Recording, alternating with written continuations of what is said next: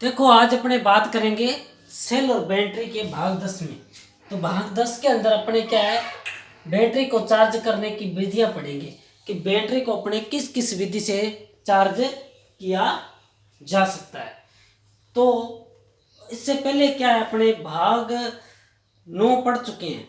क्या है, भाग 9 पढ़ चुके हैं। तो आप उन वीडियो को एक बार जरूर देखिए ताकि क्या है, आपको सेल और बैटरी अच्छी तरह से क्या समझ आ जाए। और आज अपने बैटरी को चार्ज करने की विधि पर चर्चा करेंगे।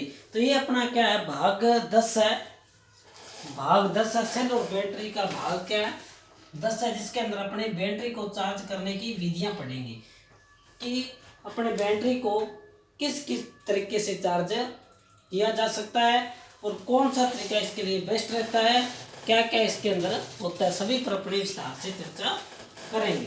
तो अपने पहले है धन, थोड़ी सी इसके बारे में बेसिक जानकारी है। धन टर्मिनल, ये क्या है, बैटरी का प्लस पॉइंट होता है। क्या होता है, प्लस पॉइंट होता है। और प्लस पॉइंट को अपने एनोड के नाम से भी जाना जाता है।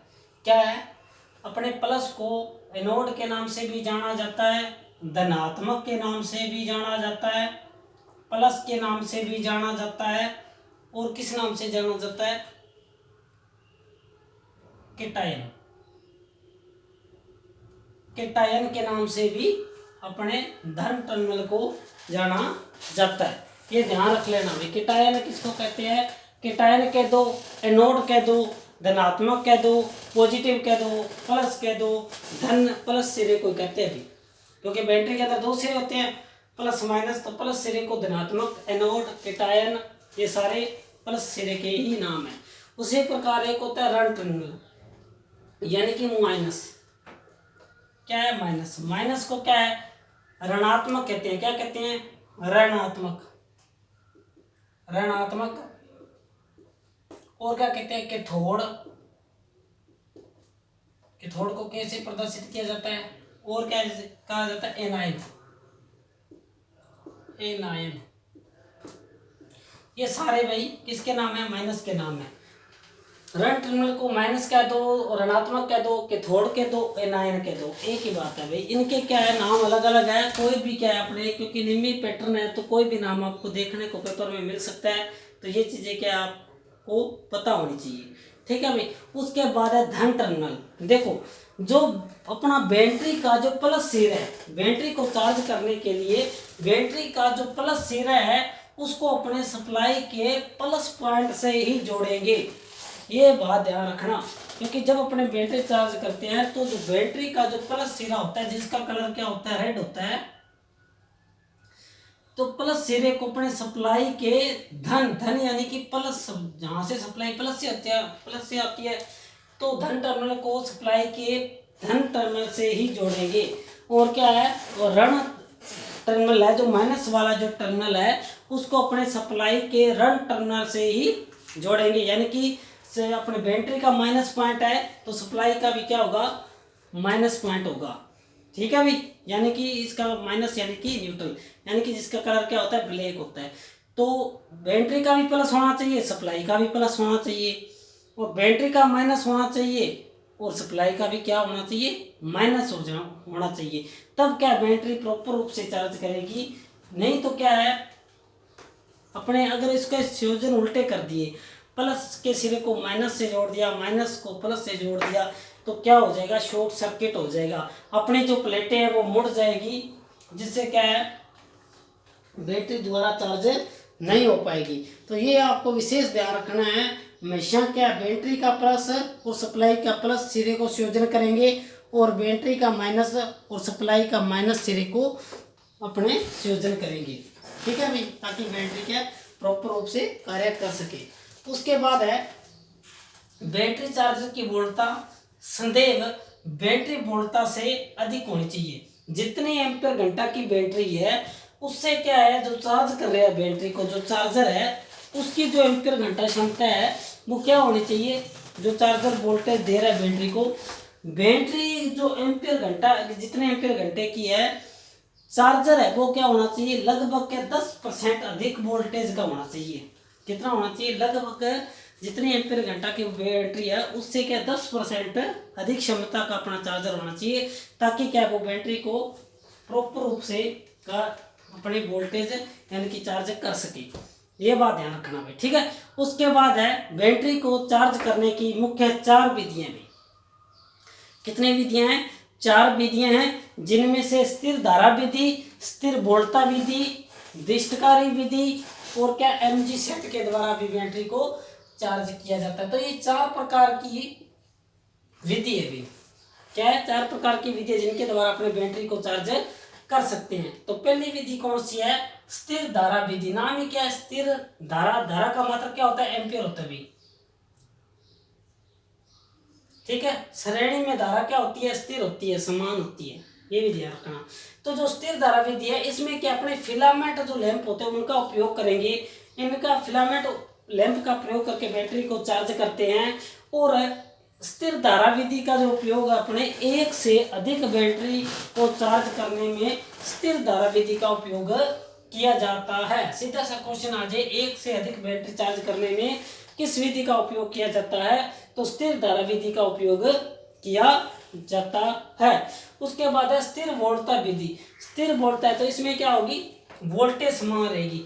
और वोल्टता का मात्रा क्या होता है, वोल्ट होता है भी, क्या होता है, वोल्ट होता है। तो स्थिर वोल्टता विधि है, इसकी अपेक्षा जो स्थिर धारा विधि है वो अधिक विश्वसनीय है, यानी कि ज्यादा विश्वास के लायक है।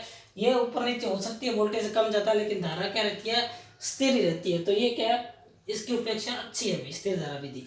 तो स्थिर वोल्टता विधि के अंदर क्या है, रियोस्टेट की सहायता से रियोस्टेट की सहायता से स्थिर वोल्टता देकर बैटरी को चार्ज किया जाता है। जैसे क्या है, 12 वोल्ट की बैटरी है तो उसको 15 वोल्ट देकर चार्ज करते हैं, ठीक है भाई। तो स्थिर वोल्टता विधि है, उसके अंदर रियोस्टेट की सहायता से स्थिर वोल्टता देकर बैटरी को चार्ज किया जाता है। और जैसे अपने 12 वोल्ट की बैटरी है तो उसको 15 वोल्ट देकर चार्ज कर सकते हैं। इसकी अपेक्षा जो स्थिर धारा विधि है वो अधिक बढ़िया है भाई इससे, ठीक है, स्थिर वोल्टता विधि से। उसके बाद है दिष्टकारी, यानी कि अपना रेक्टिफायर, ठीक है भाई। दिष्टकारी विधि, दिष्टकारी विधि के अंदर है स्टेप डाउन ट्रांसफार्मर का उपयोग किया जाता है। स्टेप डाउन क्या होता है, जो उच्च वोल्टेज को निम्न वोल्टेज में बदल दे, हाई वोल्टेज को निम्न वोल्टेज में बदल दे, वो क्या होता है, स्टेप डाउन ट्रांसफार्मर होता है, ठीक है भाई। तो ट्रांसफार्मर का जो टॉपिक है वो भी अपने चैनल यूट्यूब चैनल पे कराया हुआ है, तो आप उसकी भी शॉर्ट वीडियो एक बार जरूर देखें, ताकि ट्रांसफार्मर का जो टॉपिक है वो आपको अच्छी तरह से क्लियर हो जाए, याद हो जाए, ठीक है। तो वो ट्रांसफार्मर का टॉपिक का शॉर्ट वीडियो कराई हुई है, तो उस वीडियो को भी आप एक बार जरूर देखें। दिष्टकारी क्या होता है, स्टेप डाउन ट्रांसफार्मर से वोल्टेज कम करते हैं और पूर्ण तरंग दिष्टकारी का उपयोग करके बैटरी चार्ज करते हैं। पूर्ण तरंग यानी कि full wave rectifier, full wave rectifier. दिष्टकारी यानी कि रेक्टिफायर। रेक्टिफायर क्या होते हैं, जो एसी को डीसी में बदलते हैं वो रेक्टिफायर होते हैं, जिन्हें अपने शुद्ध निमी भाषा में दिष्टकारी कहते हैं और इंग्लिश में रेक्टिफायर कहते हैं। रेक्टिफायर क्या करते हैं, एसी को डीसी में बदलते हैं। तो दिष्टकारी के अंदर क्या होता है, यह स्टेप डाउन ट्रांसफार्मर से वोल्टेज कम करते हैं। अब सीधा पूछ ले, स्टेप डाउन ट्रांसफार्मर है वो किस में उपयोग किया जाता है, तो दिष्टकारी विधि में किया जाता है। पूर्ण तरंग इसके अंदर जो रेक्टिफायर लगे होते हैं वो कितने होते हैं, 2 लगे होते हैं। हाफ वेव में कितने होते हैं, 1 होता है। फुल वेव में 2 होते हैं। ब्रिज में कितने होते हैं, 4 रेक्टिफायर होते हैं, याद रख लेना भाई। हाफ वेव में कितने रेक्टिफायर होते हैं, 1 होते हैं। फुल वेव में 2 होते हैं और ब्रिज रेक्टिफायर में 4 रेक्टिफायर होते हैं, ये ध्यान रखना, ठीक है भाई। ये रेक्टिफायर क्या करते हैं, एसी को डीसी में बदलने का कार्य करते हैं। उसके बाद है MG set, motor generator set द्वारा। मोटर जनरेटर सेट के द्वारा इसमें क्या क्या ये क्या करते हैं, एसी को डीसी में बदलते हैं और एमजी सेट का प्रयोग करके बैटरियों को श्रेणी में जोड़कर चार्ज करते हैं। तो इसके अंदर क्या होता है, मोटर जनरेटर है, क्या है, मोटर जनरेटर विधि का उपयोग करके अपने क्या कर सकते हैं, जैसे अपने क्या है, मोटर जनरेटर है तो इसकी जो सहायता से, जैसे 3 फेज इंडक्शन मोटर है उसकी सहायता से अपने डीसी शंट जनरेटर, क्योंकि डीसी शंट जनरेटर का जो उपयोग अपने बैटरी चार्ज में करते हैं। सीधा कल को आप क्या जब भी जनरेटर का क्वेश्चन पढ़ोगे तो उसके अंदर आएगा डीसी शंट जनरेटर का उपयोग किस लिए किया जाता है, तो बैटरी चार्ज करने में डीसी शंट जनरेटर का उपयोग किया जाता है।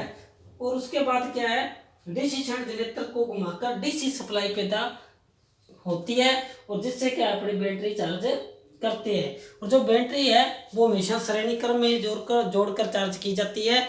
और सीधा ऐसे भी क्वेश्चन आ जाता है डीसी शंट जनरेटर का उपयोग किस लिए करते हैं, तो बैटरी चार्ज करने में डीसी शंट जनरेटर का उपयोग करते हैं।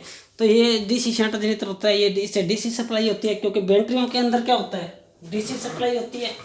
क्योंकि आपको पूछ ले जो बैटरी है उनके अंदर कौन सी सप्लाई होती है, तो डीसी सप्लाई होती है। डीसी सप्लाई है उसको अपने क्या स्टोर कर सकते हैं, क्या स्टोर कर सकते हैं, एसी सप्लाई को स्टोर नहीं कर सकते, क्योंकि यह एक प्रत्यावर्ती धारा होती है, इसका मान कम ज़्यादा होता रहता है, बदलता रहता है। फ्रीक्वेंसी इसकी ज़्यादा अपने 50 हर्ट्ज होती है भारत के अंदर, ठीक है। जबकि डीसी है इसकी फ्रीक्वेंसी नहीं होती, लगभग शून्य होती है। कई बुकों में आपको इकाई भी मिलेगा। और डीसी क्या है, इसको अपने स्टोर कर सकते हैं, इसको स्टोर नहीं कर सकते क्योंकि इसकी लागत ज़्यादा है, इसकी लागत कम आती है। बैटरियों में जो सप्लाई होती है वो डीसी सप्लाई होती है। तो ये मेरा यूट्यूब चैनल है RS electrician theory 29 RS electrician theory 29 RS। इस चैनल को आप लाइक शेयर और सब्सक्राइब जरूर करें ताकि आने वाली नेक्स्ट वीडियो आपको इस चैनल पर मिल जाए। तो अपने भाग 11 नेक्स्ट वीडियो में पढ़ेंगे, तब तक के लिए धन्यवाद। मिलते हैं अपने नेक्स्ट वीडियो में। इस चैनल को आप लाइक शेयर और सब्सक्राइब जरूर करें। RS electrician theory 29 RS।